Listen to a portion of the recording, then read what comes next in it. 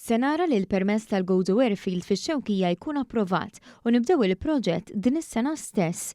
Għal dan il-Ministru Għal-Għawdex Clint Camilleri waqt id-diskussjoni fil-Parlament tal-estimi finanzjarji għad-Dekasteru taħt ir-responsabilità tiegħu. U spjega kif dan il-proġett l-ewwel wieħed tax-xorta tiegħu se jpoġġi lil Għawdex fuq il-mappa tal-avjazzjoni Mediterranja.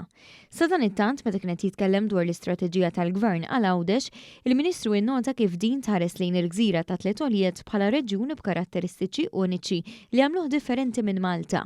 Jitfit magħha l-miżuri mħabbra fil-budget għas-sena d-dieħla għandhom iwasslu għal tkabbir ekonomiku li jixpruna kwalità ta' ħajja aħjar u jżid il-valur tal-identità Għawdxija.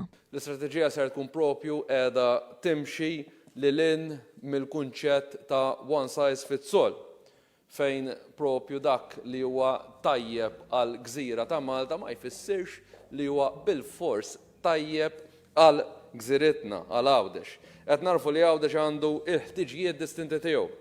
Din hija strateġija mfassla mill-Għawdxin għall-Għawdxin, fejn iżżomm fiċ-ċentru tagħha il-kunċett ta' Għawdex gżira ta' villaġġi, iżda fl-istess waqt qed tipprepara l din l-istess gżira għal ħtiġijiet u għall-isfidi li ser ikollna fil-futur.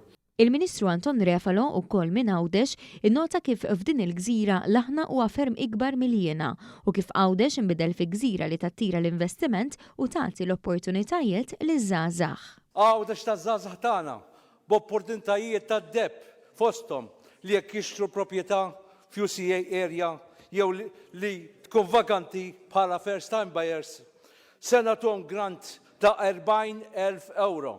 U 10,000 oħra mill-housing u dan minn barra għajnunijiet b'saħħithom oħra ta' eżenzjoni mit-taxxa.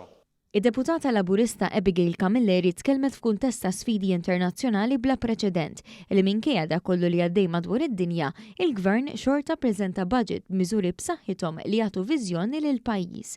Qalet li dan il-budget se jkun ta' sostenu inċentiv għal familji u n-negozji Għawdxin u Maltin, b'differenza għan nuqqas ta' viżjoni mill-partit fl-oppożizzjoni. U għalhekk tispiċċa titħabbel f'kobba u l-unika soluzzjoni li ssipi li tinfex fit-maqdir u bi proposti li sissa la kienu jagħmlu sens, xinġew mistoqsija la kienu costed u lanqas jidher li hemm viżjoni jew pjan konkret.